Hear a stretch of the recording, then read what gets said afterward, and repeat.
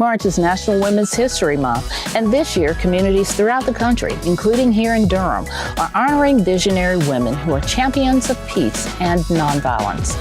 As part of this year's events, Durham will be holding its 17th Annual Women's Forum, an event that will offer all of us a chance to learn from those who are leading the way in rejecting violence and embracing peace as a way to resolve conflicts. Welcome to City Life. I'm Beverly Thompson. Joining me to talk about this year's forum are Diane Jones, chapter leader of Parents of Murdered Children, and Human Relations Manager for the City of Durham, Phillip Jordan. Welcome and thank you so much for joining me. First of all, I'd like to say that I am honored to be hosting this year's forum, and I want to thank you so much for inviting me to do such a meaningful job. So, Phillip, why does the city believe it's important to host a forum like this every year? Well, having an event that celebrates Women's History Month recognizes the historical contributions and achievements of women. History can be inspirational. So acknowledging the achievements of women in the community and government can have a positive impact on the development of women in the community. Okay. In addition, having an annual forum provides the city with the opportunity to highlight the accomplishments of women while recognizing that there is still more work to do. These women have built organizations that have developed nonviolent alternatives that promote family and community first. They also have championed the causes of the underrepresented and given hope to victims of violence. So, Diane, this year's forum is focused on visionary women like yourself, and you are certainly one of those women who have endured so much to talk about peace and nonviolence to get to that point. As a mother who has endured something that no parent should ever have to go through, you've turned your grief and I'm sure your anger into something positive and inspiring through your work with the Durham chapter of Parents of Murdered Children. Please tell our viewers a little bit about your story. Well, my story started after the murder of my son, David, March of '97. I was at work when I got the phone call from my daughter informing me that he had been shot. And you never forget that feeling. Just hearing the word shot, it immediately sent my body and my mind into turmoil. I can remember feeling like time had stood still. People around me were moving in slow motion, but my heart was beating so fast, so hard, and so loud that I felt confused and I felt really sick. I got to the hospital and they took me in this room, and a doctor came in and informed me that my son had been shot in the head and that he wouldn't survive the night. As a parent, I never felt so helpless as I did at that moment, because for the next 18 hours, I had to sit and watch my child die right before my eyes. My son, he didn't make it, but he did give the life. He gave the gift of life to 5 people that were waiting on organ transplants. After he passed away, it just was so much confusion, so much I didn't understand, just so much to do and so many questions I didn't know how to get answered. I realized after the funeral that my life had been forever changed. It was like a big gaping hole in my chest, and that every time I breathed, it felt like I would just pass out and just die from the devastation of the pain. And I knew I needed help, but I didn't know where to get it or how to get it. And I also remember feeling that no parent should have to endure this type of pain. So thankfully, the Parents of Murdered Children chapter was already established in Durham at the time. And they had immediately started reaching out to me and asking me to come to meetings. But the name Parents of Murdered Children, it just sounded so horrific that I didn't want any parts of that. But at the same time, I needed help. So thankfully, they continued to send me emails and phone calls, and I finally went to a meeting almost a year to the date of my son's death. For one reason I went was the pain and the grief was taking toll on me physically and mentally. I didn't know how to process the anger. I didn't know how to process what was going to happen next with the judicial system. No one was telling me anything. So I attended that meeting. And when I got there, unfortunately, I couldn't even tell them who I was. That's how much pain I was in. But the ladies that were there, Nellie Jones and Mina Hampton, were chapter leaders at the time. They immediately knew what I needed. Yeah. They took me in their arms and they said, we're going to help you. And I will say this because Mina always tells me to say this, that when I came, I couldn't even say my son's name. I couldn't explain to them anything. So they told me to write it down. So for about 2 months going to those meetings, I had to write things down because the pain was so devastating. It just took words from me.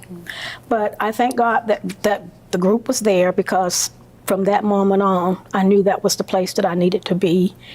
And I've been there ever since. Oh, what a heartbreaking story. But you've certainly turned it into something that can help people. How do you even broach the subject of nonviolence and peace when you've been through something like this? I think, as people say, when you've walked in those shoes, you can give advice, you can give your experience to other people, and that's one of the things that the group does. It helps other families by saying, we've been there and we're still standing. And one of the key things that we do tell them is that your pain will become manageable, because a lot of them, you're in so much pain. The loss of a child is very devastating. And the anger, you're just consumed. And that's one of the things that the group does. It teaches them how to process their grief and their anger. And at our monthly meetings, there's always someone there from the DA's office, homicide division, I was gonna ask you. victim services, to help answer those questions that keep you just in turmoil. You need those questions answered, and we try to provide that for them. Okay, well, that's good. Phillip, I know that the theme of peace and nonviolence is the theme for National Women's History Month as well. But why do you think that is so relevant for Durham, especially right now? Well, over the past several years, gun violence in Durham has declined. But unfortunately, in 2019, Durham has experienced an upshot in gun violence to start off the new year. But, you know, the city of Durham is committed to addressing issues of violence in the community. For instance, recently, the Neighborhood Improvement Services, along with the Durham Human Relations and the Carolina Theater, sponsored 2 screenings of February 1, which is the story of the Greensboro 4. It chronicles the nonviolent protests that occurred at the Woolworth lunch counters in Greensboro during the 1960s. Following the second showing, a discussion was facilitated, by Eddie Davis, who's a local Durham historian and former city council member. Virginia Williams also participated in the discussion. She was one of the participants in the Royal Ice Cream sit-ins that occurred here in Durham. And Clarence Henderson was the third panelist who participated, and he sat in at the Woolworth sit-ins in Greensboro. We also think, this year's theme, Visionary Women, Champions of Peace and Nonviolence, is very timely.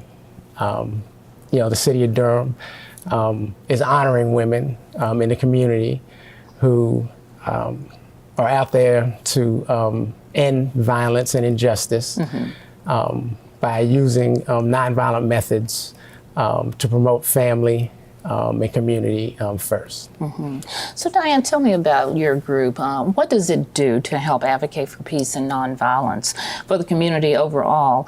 And why is it important that a broader message such as this is so relevant for Durham right now? For one, my story is just one of hundreds of other stories here in Durham. And by speaking out, you put light on to the problem. And by telling our stories, I think it reaches out to other families and let them know you're not in this by yourself. And I believe that it takes us to get things done for our children. We're the ones who's going to have to speak up and fight for them. My group advocates for the victims' rights and for letting the families know what their rights are to get justice for their loved one. We also participate in community vigils, and as I said before, we make sure that they get their questions answered from the homicide division or whoever they need to get questions answered.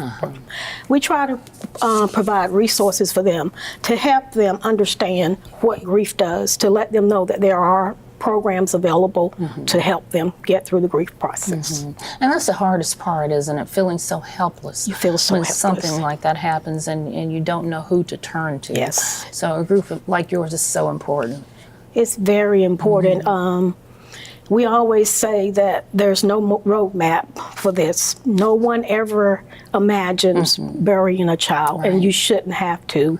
So I think having this group has really made a difference to a lot of families, and every one of us that have come through that group always say, we don't wish this on anyone, not even the person's family that committed the crime to our loved one. So speaking of that, do you think conversations about peace and nonviolence are actually effective ways to combat violence? And what do you hope people get out of this year's forum by having this kind of theme? Every day across the nation, we are losing our youth at an alarming rate. And if we don't stand up and tell our stories and let people know this is not acceptable. And we as parents, I believe that's our job. It's our job to try to save not just our children, but other people's children by telling our story. And if you put a face to the violence, maybe just one person will change their mind about committing this type of act.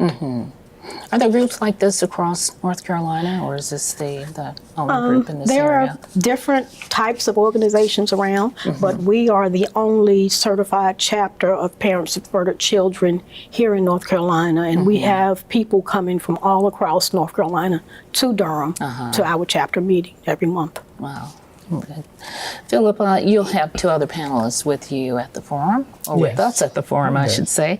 Who are they, and tell us a little bit about their experience as champions of peace and nonviolence. Okay. Santana DeBerry, Durham's current district attorney, will be joining us. She's been on the front lines of this issue every day. And she's also seen both sides, from her experience as a criminal defense attorney to her current job as district attorney. She also has been an advocate for safe and fair housing.